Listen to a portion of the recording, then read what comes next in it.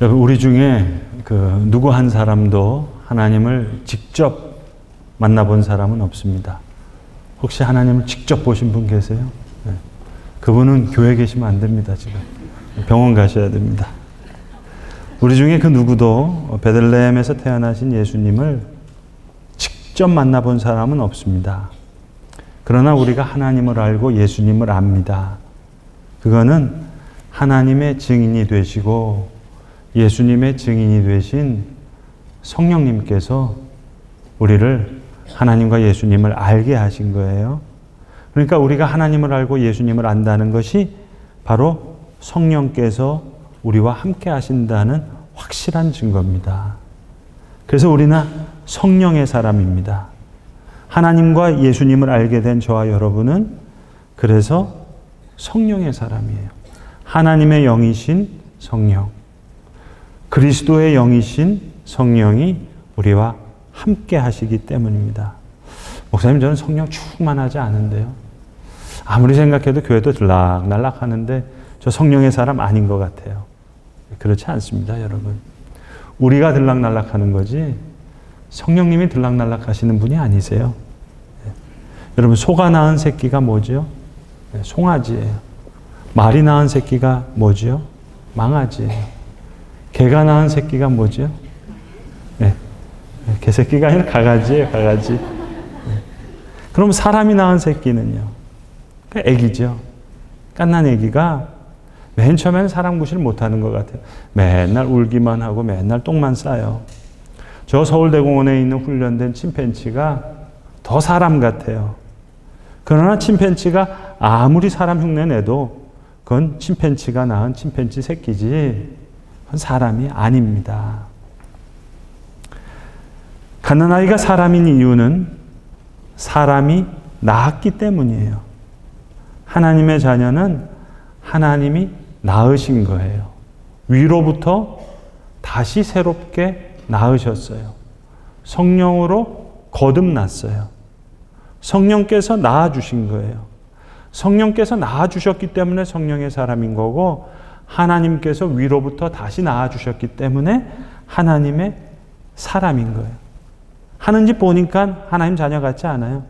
그래도 하나님이 낳아주셨으니까 하나님의 자녀인 거예요. 소가 낳은 새끼가 송아지고, 말 새끼가 망아지고, 개가 낳은 새끼가 강아지고, 사람이 낳은 새끼가 사람인 거예요. 하나님께서 새 사람으로 낳아주시고 빛의 자녀로 낳아주셔서 새 사람이 된 거예요. 빛의 자녀인 거예요. 맨날 똥만 싸는 것 같고 울기만 해도 그래도 사람이지 송아지, 망아지, 강아지가 아닙니다. 그래서 우린 성령의 사람인 거예요. 하나님의 자녀인 거예요. 이래도 확신이 잘 안 드세요, 여러분? 에이, 성령 충만하지 않은데요. 에이, 성령의 사람 아닌 것 같아요. 아니요. 하나님을 알고 예수님을 알게 되었으니 그건 하나님의 증인 되시고 예수님의 증인이신 성령님이 가르쳐 주신 거예요. 그래서 성령의 사람인 거예요. 아니, 하나님의 자녀? 하는 짓 보니까 마귀 새끼 같은데요. 하나님의 자녀라니까요. 글쎄요. 아니요. 하나님이 낳아주셨으니까 하나님의 자녀인 거예요. 성령으로 거듭난 거예요. 성령이 낳아주신 거예요. 에베소서의 용어를 빌리자면 새 사람이 된 거예요. 빛의 자녀가 된 거예요. 여러분, 성령님이 늘 우리와 함께 하시는 건 맞습니까? 여러분은 잘 모르겠는데, 근데 저는 목사지만 늘 시험에 빠질 때가 참 많거든요. 시험을 이기지 못할 때가 참 많아요. 시험에 질 때가 참 많아요. 그러면 성령님이 분명히 제 안에 계신 게 맞을까요? 여러분, 성령님 들락날락한 분이신가요? 제가 지을 때는 좀 부끄러울까봐 잠깐 저 피해 계시다가 이 예배 시간에 성령님 저에게 찾아오시는 성령님일까요? 보혜사 성령이란 나와 늘 함께 하시는 분이에요. 보혜사라는 말 자체가 늘 함께 옆에 계시는 분이라는 말씀이에요. 그렇다면 뭘까요? 내가 시험 당할 때도, 내가 낙심할 때도, 내가 시험에 빠질 때도, 내가 시험에 무너질 때도 성령님은 나와 함께 하시는 거예요. 헬무트 틸리케라는 한 독일 목사님이 쓰신 아주 짧은 책인데요. 그 책을 읽다가 큰 위로와 큰 은혜를 받았습니다. 예수님께서 광야에서 시험 당하시는 장면이 있잖아요. 그 장면을 가지고 아주 촘촘히 묵상하신 책을 쓰셨는데, 흥미로운 건 이 책의 초판은 세계대전이 일어나기 바로 전해에 출판된 책이고, 2판은 세계대전이 끝나자마자 다시 2판이 나온 책이에요. 이 젊은 헬무트 틸리케가 하이델베르크의 교수였는데 나치에서 잘려가지고 저 슈투트가르트의 한 교회를 섬기는 거예요. 나중에 세계대전이 끝나고 이분이 튜빙겐 대학의 총장도 되고 나중에 함부르크 대학의 총장도 됐지만, 그때 쓴 책이 아니라 세계대전이 일어난 당시 대학에서 쫓겨나서 무너져가는 교회를 섬길 때, 연합군의 폭격으로 슈투트가르트가 다 초토화됐을 때, 그가 섬기던 교회도 폭격의 희생물이 되어서 다 무너져 내렸을 때, 그때 쓴 책이에요. 이 틸리케의 아들이 아빠 다 망가졌어. 폐허로 변해버린 교회 자네를 바라보면서 아빠한테 이야기할 때, 아이들과 성도들 싸늘한 죽음으로 발견돼서 트럭에 실어서 공동묘지로 나르는 그런 상황에서 설교하고 성찬을 집례하는 그때, 이 헬무트 틸리케의 눈길이 향한 곳이 예수님이 시험 당하신 광야였어요. 그 대목을 다시 촘촘히 읽으면서 묵상하는 거예요. 세계대전이 시작했을 때 독일 교회가 얼마나 사람이 미어 터졌는지 모른대요. 사람들이 몰려와서. 근데 세계대전이 끝났을 때는 얼마나 텅 비었는지 모른대요. 그런 상황에서 예수님 시험 당하시는 대목을 읽으면서 묵상한 짧은 책이에요. 돌로 떡이 되게 하라. 성전 꼭대기에서 뛰어내리라. 이게 마귀의 시험이었냐는 거죠. 아니, 자기의 기도였던 거예요. 교회의 기도였던 거예요. 이건 마귀의 시험이 아니라 극심한 시험에 빠져드는 예수 그리스도의 몸된 교회, 성도들의 기도였다는 거예요. 그러니까 1946년에 전쟁이 끝난 후에 다시 책을 출간하면서 하는 말이에요. 전쟁 전이나 전쟁 후나 바뀐 게 없다는 거예요. 20세기나 21세기나 바뀐 게 없어요, 여러분. 헬무트 틸리케의 독일이나 오늘 저와 여러분이나 성경의 이야기는 예수님께서 광야에서 마귀에게 시험당한 이야기가 아니라 오늘 우리 이야기라는 거예요. 광야의 모래 속에서 반짝반짝 빛나는 나라들, 그거 우리가 찾고 있거든요. 빵과 성전 꼭대기, 권능의 신을 숭배하는 경건한 악마들, 그게 바로 나잖아요. 우리잖아요. 이 굶주림이란 현실 속에, 광야의 모래 속에 반짝이는 나라들을 우리가 찾는 거예요. 마귀가 예수를 시험하는 것이 아니라 권능의 신을 숭배하는 경건한 악마들의 모습으로 시험에 빠져들어가는 우리 이야기. 그렇다면 광야에서 시험 당하시는 예수님의 이야기는, 우리가 시험을 당할 때 함께 고통당하시는, 그러니까 오늘도 시험 당하는 우리와 함께 하시는 성령의 이야기인 거죠. 오늘 말씀에 하나님의 전신갑주를 입으래요. 전신갑주를 취하래요. 새 사람으로, 빛의 자녀로 낳아주셨으니까 그런즉 진리로 너희 허리띠를 띠고, 그러면서 쭉 나오는 리스트예요. 흥미로운 것은 자세히 살펴보면 진리의 허리띠, 의의 호심경, 가슴막이를 얘기합니다. 평안의 복음으로 준비된 신발, 믿음의 방패, 구원의 투구, 성령의 검, 말씀 빼고는 다 수비용이에요. 허리띠, 신발, 가슴막이, 방패, 투구. 우린 전신갑주 그러니까 무슨 스파르타 영화에 나오는 검투사 생각하기 쉬운데, 글래디에이터 생각하기 쉬운데, 뜯어보면 다 방어용이에요. 그러니까 하나님께서 우리의 수준을 아셔서 싸움이 일어날 때 우리는 참호 속에 들어가는 거예요. 허리띠, 호심경, 방패, 투구, 신발. 사실은 여러분, 진리의 허리띠 그러면은 뭐가 중요한 거예요? 허리띠가 중요해요? 진리가 중요해요? 구원의 투구 그러면은 투구가 중요해요? 구원이 중요해요? 믿음의 방패 그러면 방패가 중요해요? 믿음이 중요해요? 평안의 신 그러면은 평안이 중요해요? 신발이 중요해요? 진리와 의와 평안과 믿음과 구원의 싸움인데 우리가 검투사가 아니라 우리 자신이 전쟁터인 거예요. 예수님이 우리를 위해서 싸우시는 거예요. 에베소서 6장 12절의 말을 인용하자면 우리의 싸움은 혈과 육을 상대하는 것이 아니라 어둠과 악을 상대하는 거래요. 그러니까 빛의 자녀를 놓고 빛과 어두움이 싸움하는 거예요. 그러니까 우리가 전사가 아니라 우리가 싸움터인 거예요.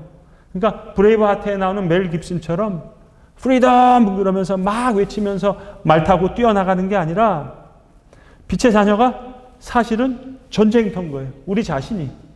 빛과 어두움이 서로 나를 쟁탈하기 위해서 싸워요. 그럼 우리는 어떻게 해야 돼요? 참호 속에 들어가는 거예요. 저는 오늘 말씀을 꼭 참호 속에 들어가는 모습같이 느껴져요. 진리로 너희 허리띠를 띠고. 이건 공격 아니에요. 준비하는 거예요.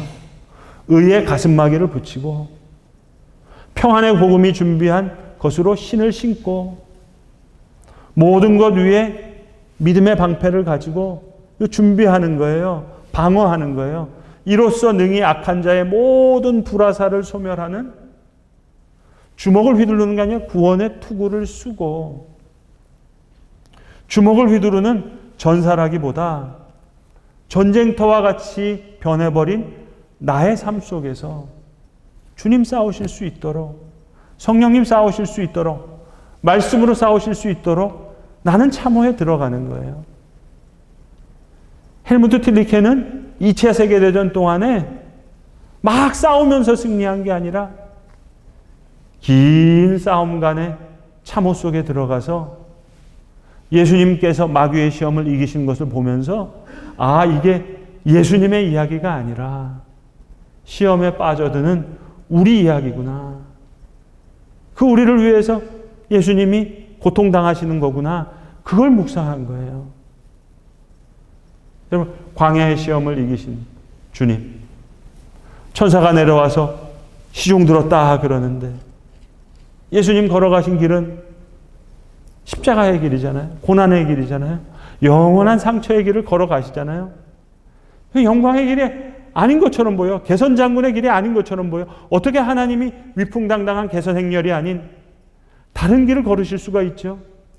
오히려 눈에 보이기에는 모든 것이 마귀의 지배를 확인해 주는 것처럼 보이는데 그러니까 예수님과 마귀가 싸우는 이야기가 아니라 우리와 함께 고통당하시는 우리 이야기라는 거예요. 그걸 묵상하면서 성령이가 동행한다는 것이 막 반짝반짝거리는 그래서 아름다운 것이 아니라 전쟁의 참혹함 속에 참호 속에서 그 고통과 아픔을 견디며 함께 하시는 그 동행이 그래서 아름답다는 거예요. 여러분, 오늘도 우리는 사실 계속해서 하나님에게서 벗어나고자 하는 기회를 엿보고 있지 않습니까? 빵과 성전 꼭대기. 우리가 바라는 바잖아요. 믿음이란 하나님의 영광과 존귀하심에 대한 믿음일 텐데 우리 주님은 수치와 모욕을 당하고 나무에 달려 죽으시는 모습으로 우리에게 다가오시잖아요. 욥도 모든 것 뺏기고 잿더미 위에 앉아서 종기를 긁고 있는 욥. 그 욥 앞에서는 하나님은 의로워 보이지도 않으시고 공평한 것과 또 거리가 멋인 것처럼 보여요. 욥만 시험 당하는 것이 아니라 인간은 아담처럼 원래부터 뱀과 과일과 하와가 아담을 유혹한 게 아니라 인간은 아담처럼 처음부터 의심하는 존재예요. 그러니까 스스로 위험스러워진 시험에 흔들리는 존재죠. 그러니까 전쟁이 싸움터가 아니라 우리 자신이 싸움터인 거예요. 광야에서 마귀에게 시험당하신 예수님, 그 악마는 우리의 악마고 그 광야는 우리의 세계고 그 40일 낮과 밤은 우리의 시간이고, 그러니까 악과 어둠이 우리를 가로막는 것이 아니라 부자 청년과 예수님 사이를 가로막는 것은 재물이 아니라 결국 재물의 소유가 되어버린 청년 자신이 스스로 그 앞을 가로막고 있는 거예요. 바벨탑이 하나님과 우리 사이를 갈라놓은 게 아니라 우리가 바벨탑을 세우는 거예요. 우리가 전쟁터인 거예요. 새 사람인데, 빛의 자녀인데 어둠과 빛이, 선과 악이 우리 자신이라는 싸움터 위에서 싸우는 거예요. 그러니까 우리는 참호 속에 들어가서 공격용 무기는 성령의 검, 말씀밖에 없는 거예요. 그러니까 주님께서 싸우시도록, 말씀이 싸우시도록 우리는 진리로 허리띠를 띠고 기다리는 거예요. 그래서 광야의 시험을 받은 예수가 우리가 될 수 있는 이유는 그분이 우리를 대신할 수 있기 때문에, 보혜사 성령께서 우리와 함께 하시기 때문에, 우리가 시험당할 때 우리의 구체적인 삶이 시험의 장소예요.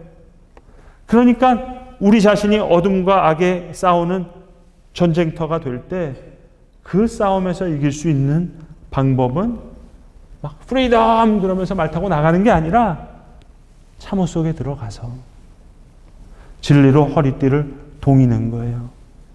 평안의 복음으로 준비된 신을 신고 구원의 투구를 쓰고 불화살을 막으면서 믿음의 방패를 가지고, 예수님이 광야에서 시험당하신 것, 여러분, 말씀 하나 빼고는 다 무방비, 그런 모습이잖아요. 여러분, 십자가를 지시는 예수님의 모습도 다 무방비 같잖아요.